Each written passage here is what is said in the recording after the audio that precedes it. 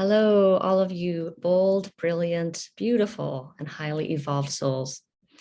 I'm Davina, and today I'm going to tell you about getting the help that you need.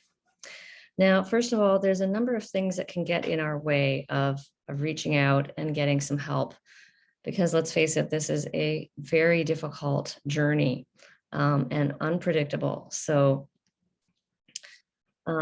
yeah, number one can be shame. I think often, I know for myself anyway, if I feel ashamed about how I'm feeling, or ashamed of my struggling, ashamed of my struggling and my suffering, my emotional pain, it can be hard for me to, reach out and get help. And of course, this is of course due to our narcissistic parents who shamed us for not feeling, how they wanted us to feel. Yeah,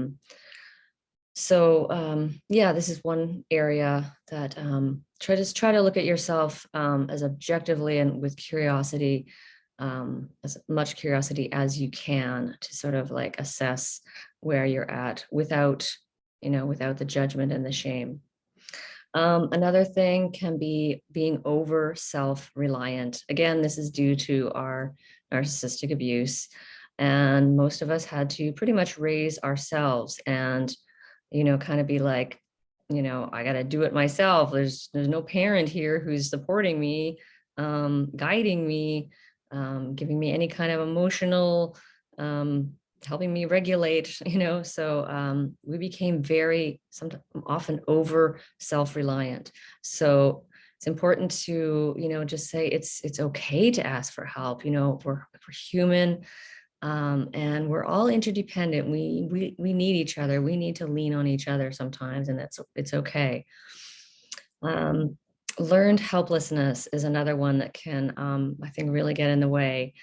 And that, of course, is when we are conditioned to believe that trying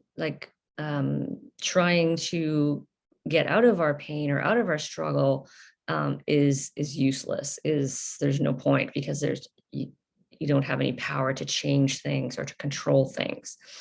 So we become disempowered, and we learn that to be in this kind of helpless place. And of course, that is also due to the abuse that we faced and the neglect. We learned that, it didn't do any good to try and reach out or to ask for our needs to be met or to try and get support, because we didn't get it. We were dismissed or invalidated or ignored, or on and on. So and the last one I want to talk about is the denial. And I know this has been I guess it's kind of denial mixed with shame. It's kind of like thinking like, I shouldn't feel this way. I'm not supposed to feel this way.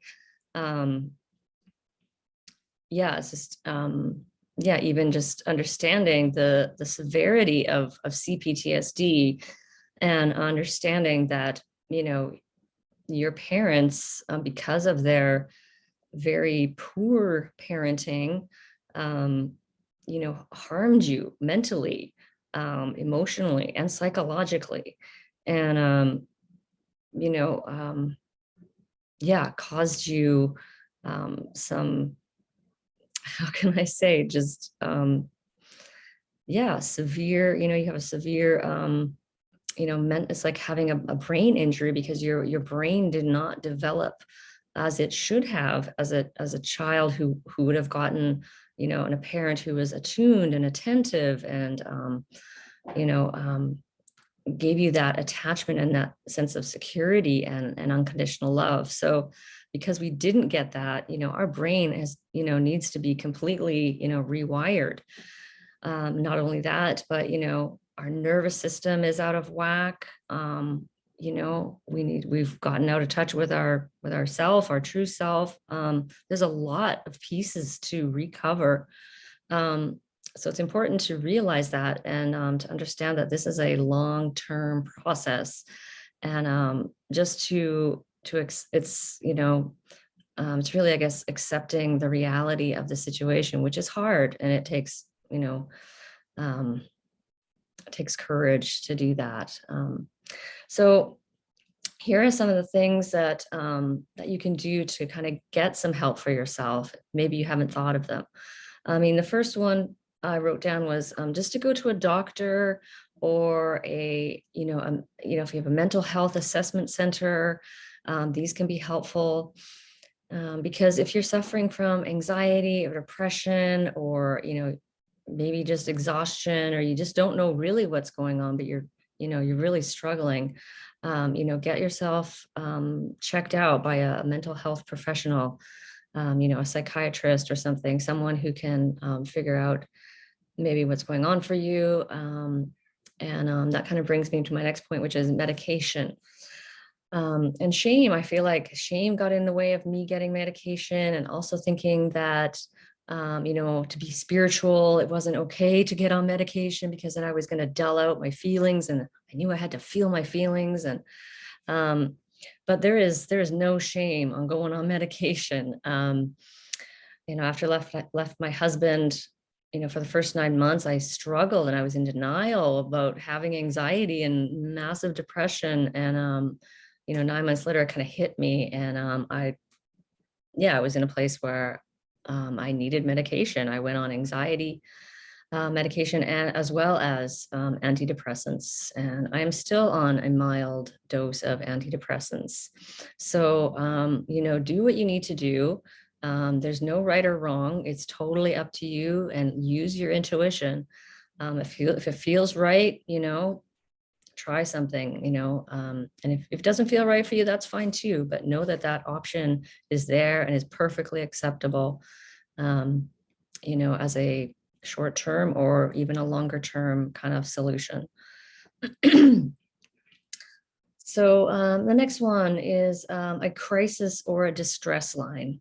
I know we have one here in Vancouver, and probably most cities do. In Vancouver, they have like a crisis line that is for, like for suicide prevention. And then they also have just a more general distress line.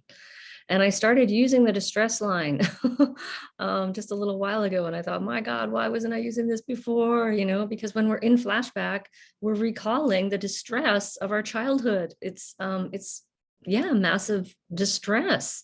Feeling the fear and the shame and the hopelessness and all the rest of it, the sadness, loneliness, just, So reach out. They can be, I found them to be really helpful. They may only speak to you for a short time, 15 minutes or whatever. But if you listen to someone who's, the ones I've talked to, most of them have been very tuned and very validating and compassionate, and they ask good questions, so it's been a huge thing for me to do that. There's no limit. You can do it every day if you need to. So don't be afraid to try something like that. Of course, counseling. Again, highly, highly recommend some counseling. There are many types. You can try different things. There's somatic experiencing and EMDR, and there's new things popping up all the time about how to heal trauma. And you just have to find what works for you, or if it's just some talk therapy, you just need someone to listen. And just be very, very selective in who you get, because it's very important. I start out with a few questions. First of all, do you know about C-PTSD? Are you familiar with it? What do you know about it? What books have you read on it? I want to know that they really get this stuff. Have you heard of narcissistic abuse? What do you know about that? And number two, ask them, have you done your family of origin healing work? It's such an important question. If they haven't done any work or very little, they're going to not have a clue what you're going through. So make sure you ask them that question. And if they don't have a clue what you're talking about, then just hang up the phone and find somebody else. And what else? I think just just, use your own intuition in terms of, does this person really seem, caring and compassionate and gentle? Because I don't know about you, but as a highly sensitive person, I need someone who is going to be very like I'm in a delicate place. I need someone who's going to be, soft and sensitive and gentle. So you can tell them, I'm a highly sensitive person, and find out, what their style is in their counseling too, and how they, how they like to, what their style is, what methods they use. So, and you can often find cheaper interns too, if you can't afford, a full blown, $120 counselor or whatever. Look at a local university. Sometimes they have, I went to university, they had absolutely free counseling. And I've found other places that have, reduced rates, sliding scale. So check that out. Another thing that I've been looking into lately is disability benefits. There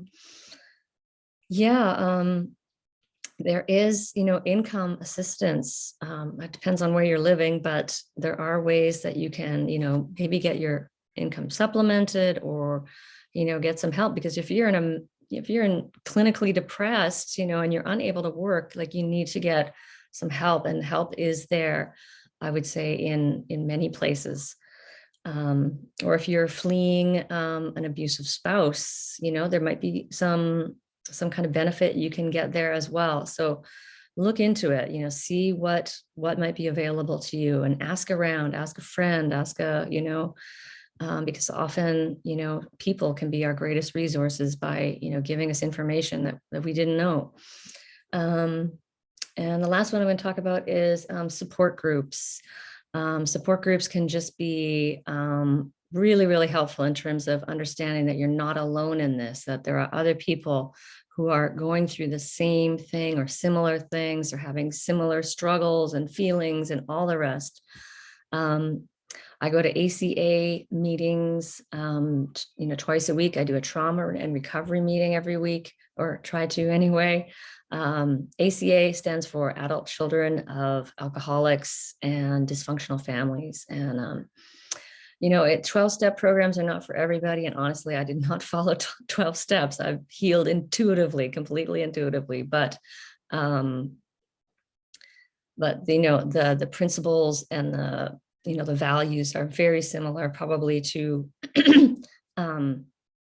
anyway, for me, they are. And it can just be really helpful to understand that there are other adult children out there that have, there are many of them, we're probably the very small percentage that are doing the very brave work of healing this trauma.